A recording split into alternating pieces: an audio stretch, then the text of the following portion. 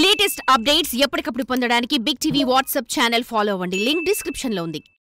నిన్న కాకినాడ పోర్టులో deputy CM Pawan Kalyan ration బియ్యాన్ని అక్రమంగా విదేశాలకు అమ్ముకుంటున్నారంటూ సంచలనమైన ఆరోపణలు చేశారు. స్వయంగా బోట్లో సముద్రంలో ఉన్న షిప్ దగ్గరికి వెళ్ళే ప్రయత్నం చేశారు. సరే, అదంతా కూడా పోర్టు పరిధిలోకి వస్తుంది కాబట్టి అక్కడ అధికారులు ఆయన అనుమతించలేదన్న ఆరోపణ కూడా చేశారు. ఇందాక లోపలికి వెళ్ళి కూర్చుంటే నన్ను ఎంత సహకారం లేదంటే నాకే as a deputy chief minister of Andhra Pradesh నాకే సహకరించాల అంటే దీని వెనక ఎంత డీప్ రూటెడ్ నెట్వర్క్ పనిచేస్తుందో మీ అందరికీ అర్థం. అయితే ఇక్కడ కీలకమైన పాయింట్ ఏంటంటే ప్రజలకు అంటే పేద ప్రజలకు అందాల్సిన రేషన్ బియ్యాన్ని అక్రమంగా ఈ దళారులు ఈ విధంగా ఇతర దేశాలకు అమ్ముకుంటూ కోట్ల రూపాయల వ్యాపారం చేస్తున్నారు అనేది ఆయన చేసిన ఆరోపణ. ఈ మాట విన్న తర్వాత ఇదంతా పవన్ కళ్యాణ్ చేసిన కామెంట్స్ అన్ని సోషల్ మీడియాలో వైరల్ అయిన తర్వాత చాలామందికి వస్తున్న డౌట్ ఏంటంటే ఇన్ని వేల టన్నుల రేషన్ బియ్యం అనేది అసలు పోర్టు వరకు ఎలా వెళ్తుంది, పేద ప్రజలకు అందాల్సిన రేషన్ బియ్యం ఈ విధంగా దళారుల చేతికి ఎక్స్పోర్టర్స్ చేతికి ఏ విధంగా వెళ్ళింది అనేది ప్రధానమైన ప్రశ్న. సరే, ఎవరికి నచ్చింది వాళ్ళు అనాలిసిస్ చేస్తూ ఉన్నారు. మనం ఒకసారి క్రాస్ చెక్ చేస్తే ఇదంతా నేరుగా ఎవరైతే విదేశాలకు అమ్ముకుంటున్న ఎక్స్పోర్టర్స్ చేతికి డీలర్ల నుంచో లేకపోతే సివిల్ సప్లైస్ అధికారుల నుంచో వెళ్ళటం లేదు. ఈ రేషన్ బియ్యం అంతా ప్రజల నుంచే వెళ్తుంది. ఇదే ఆశ్చర్యం. దీని మీదే ప్రభుత్వం విచారణ జరిపించాల్సి ఉంటుంది. ప్రజల నుంచి ఎక్స్పోర్టర్స్ చేతికి బియ్యం ఎట్లా వెళ్తుంది అంటే రెగ్యులర్గా ప్రభుత్వం ఆంధ్రప్రదేశ్ సర్కార్ చేస్తున్నది ఏంటంటే ప్రజలందరికీ ఉచితంగా రేషన్ బియ్యాన్ని అందిస్తుంది. ఒక్కొక్కరికి 5 కేజీల చొప్పున అందిస్తూ ఉన్నారు. అంత్యోదయ కార్డు ద్వారా అయితే 35 కేజీలు గరిష్టంగా ఉచితంగా అందిస్తూ ఉన్నారు. ఈ రేషన్ బియ్యం అంతా కంప్లీట్ ఫ్రీగానే ఇస్తారు. ఇక దీనితో పాటు కందిపప్పు 1 కేజీ ఇస్తారు 65 రూపాయలకి, పంచదార 1/2 కేజీ ఇస్తారు. ఒక్కొక్కరికి 1/2 కేజీ 17 రూపాయల చొప్పున ఈ సబ్సిడీ మీద వీటిని అందిస్తూ ఉంటారు. సో ఇలా ఇచ్చే బియ్యం గతంలో అయితే రేషన్ డీలర్ దగ్గరికి వెళ్ళి మనమే సంచి తీసుకువెళ్ళి కొలత కొలిపించుకుని రేషన్ కార్డు చూపించి అందులో ఎంట్రీ చేయించుకుని బియ్యాన్ని, పంచదారని, కిరోసిన్ని ఇట్లాంటి వాటిని తెచ్చుకునేవాళ్ళు. 2019లో జగన్మోహన్ రెడ్డి సీఎం అయిన తర్వాత ఈ విధానం కాస్త మార్చారు. ఎందుకంటే ప్రజలు రేషన్ డీలర్ దగ్గరికి వెళ్ళి ఇవన్నీ తెచ్చుకోవాలంటే ఇబ్బంది అవుతుందన్న ఉద్దేశంతో ఆయన రేషన్ బియ్యాన్ని నేరుగా ఇంటి దగ్గరికి డోర్ డెలివరీ చేసే ఏర్పాటు చేశారు. దానికోసం 1300 వెహికల్స్ని కూడా కొనుగోలు చేశారు. ఆ వెహికల్స్ని సంబంధిత డ్రైవర్కి అప్పచెప్పారు. ఒక్కొక్క వెహికల్కి 21,000 రూపాయలు గవర్నమెంట్ ద్వారా పే చేసేటట్టు, ఈఎంఐ ఆ వ్యాన్ ఈఎంఐ గవర్నమెంట్ కట్టేటట్టు, ఒక 6 ఏళ్ళు సర్వీస్ చేస్తే ఆ వ్యాను ఎవరైతే నడుపుతున్నారో వాళ్ళే సొంతం చేసుకునేలా ఒప్పందం చేసుకుని వారి ద్వారా రేషన్ డీలర్ నుంచి ఆ బియ్యాన్ని తీసుకెళ్ళి ఇంటింటికి వాలంటీర్ కావచ్చు, విఆర్ఓతో కావచ్చు ఇంటింటికి బియ్యాన్ని సప్లై చేసే పనిలో పెట్టారు. అది కూడా ఏంటంటే ఆ గ్రామానికి వెళ్ళిన తర్వాత ఆ వీధి మొదట్లో వ్యాన్ పెట్టి సైరన్ మోగించిన తర్వాత ఎవరైతే రేషన్ కార్డు హోల్డర్స్ ఉన్నారో వాళ్ళు వచ్చి బియ్యం పట్టుకెళ్ళేలా విధానాన్ని అమలు చేస్తూ వచ్చారు. ఇలా వస్తున్న క్రమంలో ఎవరైతే రేషన్ కార్డు హోల్డర్ ఉన్నారో వాళ్ళు బియ్యం తీసుకోవడానికి ఈ వ్యాన్ దగ్గరకు వస్తూ ఉన్నారు. ఇక్కడే అసలైన విషయం అంతా కూడా జరుగుతుంది. బేసిక్గా ఒక ఇంట్లో 4 ఉంటే ఒక్కొక్కరికి 5 కేజీల చొప్పున 20 కేజీలు ఉంటాయి. అంత్యోదయ కార్డు అయితే 35 కేజీలు గరిష్టంగా ఇస్తారని చెప్పాను కదా. ఇలా ఇచ్చిన బియ్యాన్ని జనం తీసుకోవటం లేదు. ఇది ఆశ్చర్యకరం. అదేంటి, పేదవాళ్ళ కోసం ఇచ్చిన బియ్యం కదా వాళ్ళు ఎందుకు తీసుకోవట్లేదు అంటే ఇక్కడే అసలైన వ్యవహారం ఉంది. ఆ వ్యాన్ డ్రైవర్ ఎవరైతే ఉన్నారో గవర్నమెంట్ 21,000 రూపాయలు ఇచ్చి వ్యాన్ కూడా ఇప్పించిందో ఆ వ్యాన్ డ్రైవరు వచ్చిన జనంతో ఏం చెప్తున్నానంటే నీకు బియ్యం కావాలా, డబ్బులు కావాలా అని అడుగుతున్నారు. ఎందుకు అంటే జనం చాలామంది ఆ బియ్యం తీసుకెళ్ళి వేరే చోట అమ్మేసుకుంటూ ఉన్నారు, వాటిని తినట్లేదు. రేషన్ బియ్యం అనగానే చాలామందిలో ఒక రకమైన భావన ఉంటుంది. దొడ్డు బియ్యం అని, ఆ బియ్యం బాగోవని, అవి మురుగు కంపు కొడుతూ ఉంటాయని, లేకపోతే పురుగులు బట్టి ఉంటాయని ఇట్లా రకరకాల కామెంట్ చేస్తుంటారు చాలామంది. అందువల్ల రేషన్ బియ్యం అనగానే, రేషన్ బియ్యం తినేవాళ్ళు అనగానే జనాలందరిలో ఒక తెలియని భావన ఉంటుంది. అదే క్రమంలో ఈ పేద ప్రజలు కూడా ఈ రేషన్ బియ్యం ఇచ్చే వాహనం దాకా వస్తున్నారు, కానీ ఆ బియ్యాన్ని అందరూ కూడా తీసుకెళ్ళట్లా. దాదాపు 70-80% మంది, 100 మందిలో 70-80 మంది ఈ బియ్యాన్ని తీసుకెళ్లకుండా ఆ డ్రైవర్ అడుగుతాడు కదా నీకు బియ్యం కావాలా, డబ్బులు కావాలని. ఓకే, డబ్బులు ఇచ్చే స్కీమ్ ఏమైనా ఉందా అని మీరు అనుకుంటారు. అట్లా కాదు. ఎందుకు అంటే ఆ డ్రైవరే డబ్బులు ఇస్తాడు. ఎలా అంటే కేజీకి 10 రూపాయల చొప్పున వాడే రేటు కట్టేస్తాడు. ఎందుకు అంటే వాడి వెనక ఒక ఏజెంట్ ఉంటాడు.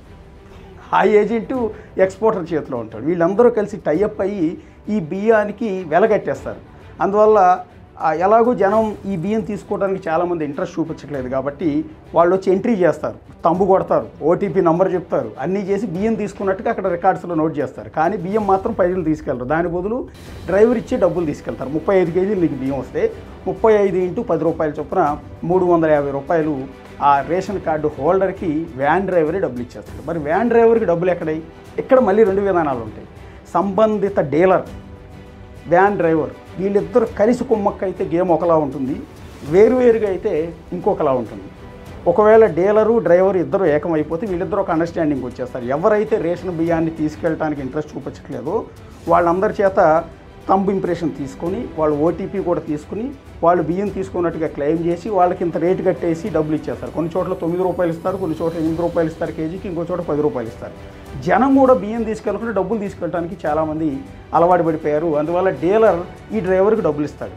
ఎన్ని కేజీలు ఉంటే ఎన్ని బస్తాలు ఉంటే అన్ని బస్తాలు. అందువల్ల తీసుకెళ్ళిన వ్యాన్లో బియ్యం బస్తాలు వ్యాన్లోనే ఉండిపోతాయి, కానీ బియ్యాన్ని జనానికి సప్లై చేసినట్టుగా రికార్డ్స్లో చూపిస్తుంటారు. అలాగే జనం కూడా తీసుకెళ్ళినట్టుగా వాళ్ళకి తంబు ఇంప్రెషన్ ఉంటుంది, అట్లాగే వాళ్ళ ఓటీపీ కూడా ఎంటర్ చేసి ఉంటుంటారు. కానీ బియ్యం మాత్రం బస్తాలన్నీ వ్యాన్లోనే ఉంటాయి.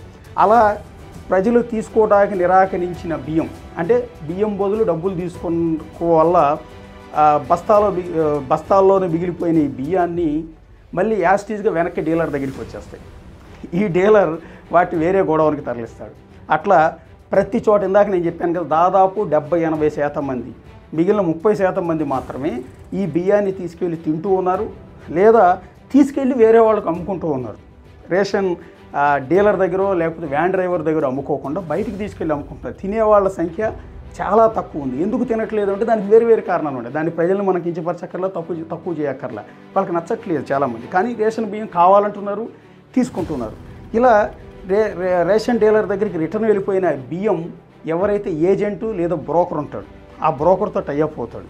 ఇలా అందరు డీలర్ దగ్గర ఏవైతే రిటర్న్ వచ్చిన బియ్యం బస్తాలు ఉన్నాయో వాటిని గోడౌన్లో పెట్టి లారీలో లోడ్ చేసి ఎక్స్పోర్టర్, కాకినాడ పోర్టు దగ్గర ఉన్న ఎక్స్పోర్టర్తో వీళ్ళు ఒప్పందం కుదుర్చుకుంటారు. కాబట్టి ఇన్ని లారీలు మళ్ళీ రిటర్న్ ఎక్స్పోర్టర్ దగ్గరికి పంపిస్తే ఆ ఎక్స్పోర్టర్ వాటిని వేరే దేశాలకి తరలిస్తున్నారు. నిన్న పవన్ కళ్యాణ్ గారు, అంటే డిప్యూటీ సీఎం పవన్ కళ్యాణ్ గారు సముద్రంలో పెట్టున్న ఆ స్టెల్లా షిప్లో పట్టుకున్న బియ్యం ఎన్నో 650 టన్నులు అంటున్నారు కదా, ఆ బియ్యం ఇలా వెళ్ళింది.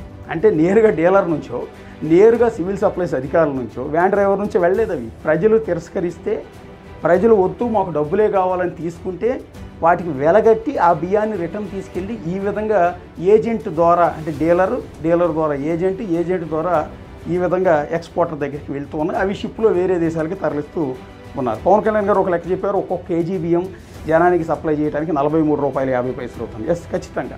ఎందుకంటే ధాన్యం కొనుగోలు చేయడం దగ్గర నుంచి దాన్ని రైస్ మిల్లులో బియ్యం ఆడించడం, మొత్తం ట్రాన్స్పోర్టేషన్ ఛార్జీలు ఇవన్నీ కలిపితే ఒక్కొక్క కేజీకి ప్రభుత్వం 43 రూపాయలు 50 పైసలు ఖర్చు చేసి వాటిని కొని ఈ విధంగా పేద ప్రజలకు ఉచితంగా అందించే క్రమంలో ఉచితంగా ఇస్తున్న బియ్యాన్ని జనాలు తీసుకోకుండా ఈ విధంగా డబ్బులు కాసుపడి డబ్బులు తీసుకోవటం వల్ల ఈ విధమైన ఈ స్కామ్ అంతా కూడా జరుగుతుంది.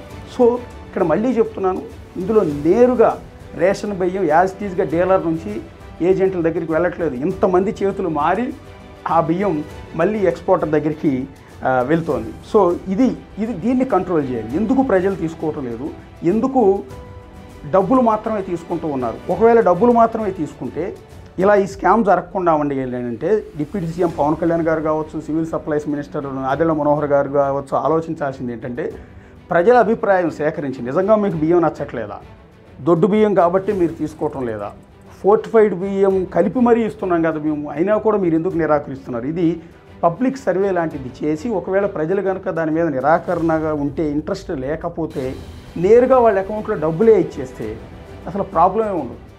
మీరు నిజంగా రేషన్ బియ్యం కింద డబ్బులు ఇస్తే ఈ గోలే ఉండదు. ఇక రెండోది, అసలు ఈ అండర్స్టాండింగ్ ఎలా, ఈ బియ్యం రేషన్ డీలర్ దగ్గరికి ఎలా వస్తుంది, ప్రభుత్వం ఎలా కొనుగోలు చేస్తుంది రైస్ మిల్లర్ నుంచి ఈ బియ్యాన్ని అంటే ఇది ఒకటి ఇంట్రెస్టింగ్ ఇష్యూ.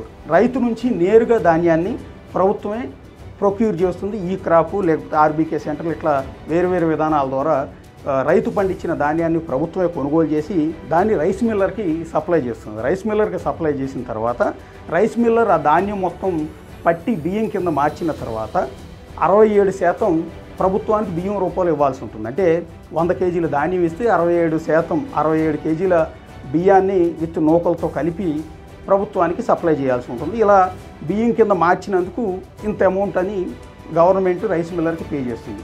ఇలా ప్యాక్ చేసే క్రమంలో ఆ పైన గన్నీ బ్యాగ్ అంటాం బస్తా, అది గవర్నమెంటే ఇస్తుంది. దానితో పాటు ప్రజలకు పౌష్టికాహారం అందించాలన్న ఉద్దేశంతో ఈ రేషన్ బియ్యంలో కలపడానికి ఫోర్టిఫైడ్ రైస్ అంటాం, తెలుసు కదా, అది విటమిన్స్ అన్నీ కలిపి ఉండే ఒక పౌష్టికాహారంతో కూడిన ఆ బియ్యాన్ని కూడా ప్రభుత్వమే ఈ మిల్లర్కి సప్లై చేస్తుంది సివిల్ సప్లైస్ అధికారుల ద్వారా.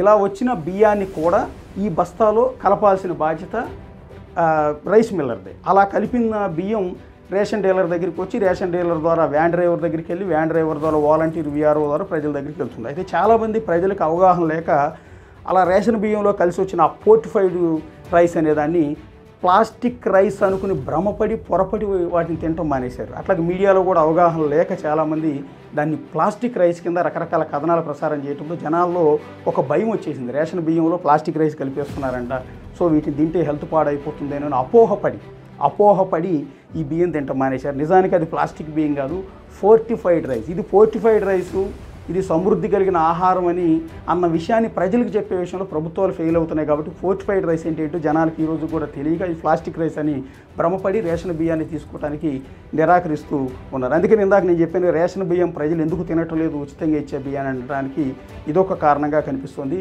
సో ఈ విధంగా ప్యాక్ చేసిన బియ్యం రేషన్ డీలర్ దగ్గరికి వెళ్ళి అక్కడ నుంచి వ్యాన్ ద్వారా ప్రజల దగ్గరికి వెళ్ళాలి. ప్రజలు మళ్ళీ దాన్ని రిజెక్ట్ చేసి డబ్బులు కమ్ముకోవడం వల్ల మళ్ళీ అవన్నీ కూడా ప్యాక్ అయ్యి వెనక్కి వెళ్ళిపోతూ ఉన్నాయి. ఇక్కడే అసలు స్కామ్ అంతా కూడా జరుగుతుంది. సో ఇక్కడ ప్రజాభిప్రాయం తీసుకోదలిస్తే, ప్రజల నుంచి బియ్యం ఎందుకు వెనక్కి వెళ్ళిపోతున్నాయి అనేది తెలిస్తే అప్పుడు దాన్ని బట్టి మనం ఈ విధంగా ఈ స్కామ్ని కంట్రోల్ చేయొచ్చు, ఈ ఎక్స్పోర్ట్ని ఆపవచ్చు. అలా కాకుండా ప్రజలు ఇష్టంతో బియ్యం వెనక్కి అమ్ముకుంటున్నప్పుడు, ఇస్తున్నప్పుడు దీన్ని మీరు ఏమీ చేయలేరు అనేది నా భావనగా ఇక్కడ చాలా స్పష్టంగా కనిపిస్తుంది. ఇంకొకటి, ఇక్కడ రీసైక్లింగ్ రైస్ అనేవాళ్ళు ఇంతకుముందు. రీసైక్లింగ్ అంటే ఆల్రెడీ రైస్ మిల్ నుంచి ఎఫ్సిఐకి అంటే ఫుడ్ కార్పొరేషన్ ఆఫ్ ఇండియాకి వెళ్ళి ఫుడ్ కార్పొరేషన్ ఆఫ్ ఇండియా నుంచి మళ్ళీ అవి స్టేట్ గవర్నమెంట్కి వచ్చి అవి మళ్ళీ రేషన్ డీలర్ల దగ్గరికి వచ్చి సివిల్ సప్లైస్ ద్వారా రేషన్ డీలర్ల నుంచి నేరుగా ప్రజల దగ్గరికి ఇంతకుముందు వెళ్ళే విధానం ఉండేది. అయితే అలా వెళ్ళే క్రమంలో ఏం చేసేవాళ్ళంటే ఈ ప్రజల దగ్గరికి వెళ్ళిన రైస్ వాళ్ళు తీసుకోవట్లేదనో వేరు కారణాలతో ఆ రైస్ బస్తాలను మళ్ళీ వెనక్కి తెచ్చి మళ్ళీ రైస్ మిల్కి సప్లై చేసేవాళ్ళు. ఇట్లా ఒక మతలబు జరిగేది, రీసైకిల్ జరిగేది. మళ్ళీ రైస్ మిల్లర్ వాటిని తక్కువ రేటుకు కొని మళ్ళీ కొత్త బ్యాగుల్లో ప్యాక్ చేసి మళ్ళీ ఎఫ్సిఐకి సప్లై చేసేవాడు. మళ్ళీ ఎఫ్సిఐ నుంచి సివిల్ సప్లైస్ నుంచి రేషన్ డీలర్, మళ్ళీ రేషన్ డీలర్ నుంచి రైస్ మిల్ నుంచి మళ్ళీ ఎఫ్సిఐ, ఇట్లా రీసైకిల్ అయ్యేది. ఒక పెద్ద స్కామ్ జరిగేది. దాన్ని ఆ తర్వాత పట్టుకోవడం, రైస్ మిల్లుల మీద దాడి చేయటం, ఇదంతా కూడా జరిగిన తర్వాత రీసైక్లింగ్ ఆగి ఇది విదేశాలకు అమ్ముకునే ఈ ఎక్స్పోర్ట్ బిజినెస్ అనేది స్టార్ట్ అయింది. సో ₹43.50 ప్రభుత్వం ఖర్చు చేసి ఒక్కొక్కరికి ఉచితంగా అందిస్తుంటే ఆ రైస్ ప్రజలు తీసుకోకపోవడంతో వెనక్కి వచ్చి ఎక్స్పోర్టర్స్ చేతిలోకి వెళ్ళి ఎక్స్పోర్టర్స్ దాన్ని ఆఫ్రికా లాంటి కరువు దేశాలకు అమ్ముకోవడం ద్వారా కేజీ ₹70 నుంచి ₹80 వరకు అమ్ముకుంటున్నారు. ఆయా మార్కెట్ల సిచ్యువేషన్స్, ఆయా దేశాల్లో ఉన్న సిచ్యువేషన్ ప్రకారం ఈ విధంగా అమ్ముకుని బాగుపడుతున్నారు ఇక్కడ ఆరోపణ. అయితే ఇది అసలు ఎక్కడి నుంచి మొదలైంది రీసైక్లింగ్ కావని ఈ బియ్యాన్ని అమ్ముకునే కల్చర్ ఎక్కడి నుంచి మొదలైందంటే వాజ్పేయి గారు ప్రధానమంత్రిగా ఉన్న సమయంలో. వాజ్పేయి గారు అక్కడ ప్రధానమంత్రిగా ఉన్నారు, ఇక్కడ రాష్ట్రంలో అప్పుడు చంద్రబాబు నాయుడు గారు ముఖ్యమంత్రిగా ఉన్న సందర్భంలో ఫుడ్ ఫర్ వర్క్ అనే స్కీమ్ని వాజ్పేయి గారు తీసుకొచ్చారు. ఫుడ్ ఫర్ వర్క్ అంటే పని చేసినందుకు ఆహారం కింద పనికి ఆహారం లాగా స్కీమ్ తీసుకొచ్చి దాని ప్రకారం ఎవరైతే కూలీలు పనిచేస్తారో ఆయా గ్రామాల్లో కావచ్చు, పట్టణాల్లో కావచ్చు, పనిచేసిన కార్మికులందరికీ, కూలీలందరికీ బియ్యాన్ని ఇచ్చేవాళ్ళు, కూలి ఇచ్చేవాళ్ళు కాదు. దీనికోసం కాంట్రాక్టర్లను కూడా పెట్టుకునేవాళ్ళు. అయితే చాలామంది కూలీలు కొంతమంది బియ్యం తీసుకునేవాళ్ళు, కానీ మిగిలిన వాళ్ళు బియ్యం తీసుకునేవాళ్ళు కాదు. మాకు కూలి డబ్బులు కావాలి, ఒక బియ్యం ఒకటి ఇస్తే సరిపోదు కదా, పప్పు ఉప్పులు కావాలి, చాలా కావాలి, మాకు కష్టపడినందుకు కూలి ఇవ్వండి అంటే ఆ కాంట్రాక్టర్ ఏం చేసేవాడు అంటే బియ్యం ప్లేస్లో వాళ్ళకి రోజువారీ ఇంత కూలి కట్టించేసేవాడు. కానీ అతనికి మాత్రం కాంట్రాక్ట్ వర్క్ కింద బియ్యం మాత్రమే వచ్చాయి లారీల నిండా. సో ఆ బియ్యాన్ని ఏం చేసుకోవాలో తెలియక ఆ కాంట్రాక్టర్ ఏం చేసేవాడు, మళ్ళీ రైస్ మిల్లర్స్తో ఒప్పందం కుదుర్చుకునేవాడు. ఇట్లా కూలీలు బియ్యం తీసుకోవటం లేదు కాబట్టి దీన్ని మీకు అమ్ముతున్నానంటూ ఒక రేటు కట్టి దాన్ని రైస్ మిల్లర్కి అమ్మేవాళ్ళు. ఈ రైస్ మిల్లరు అలా వచ్చిన బియ్యాన్ని మళ్ళీ కొత్త బ్యాగులు మార్చి ఎఫ్సిఐకి తోలటం, ఇట్లా రకరకాలుగా ఇక్కడ రీసైకిల్ అయ్యేది. అలా కొన్నిసార్లు ఆ బియ్యం ఎక్కువైపోయేది. అలా ఎక్కువైపోయిన సందర్భంలో ఈ రైస్ మిల్లర్ ఎక్స్పోర్టర్స్తో ఒప్పందం చేసుకుని ఈ విధంగా కాంట్రాక్టర్ నుంచి అంటే ప్రజలు కూలీలు ఫుడ్ ఫర్ వర్క్ కింద ఏదైతే బియ్యం తీసుకున్నదో ఆ బియ్యం అంతా రిటర్న్ వచ్చేసి రైస్ మిల్లర్ వాటిని ఎక్స్పోర్టర్కి అమ్ముకుంటే కాకినాడ పోర్టు ద్వారా అవి ఇతర దేశాలకి అమ్ముడు పోవటం అనేది జరిగేది. అక్కడి నుంచి మొదలైంది ఈ స్కామ్.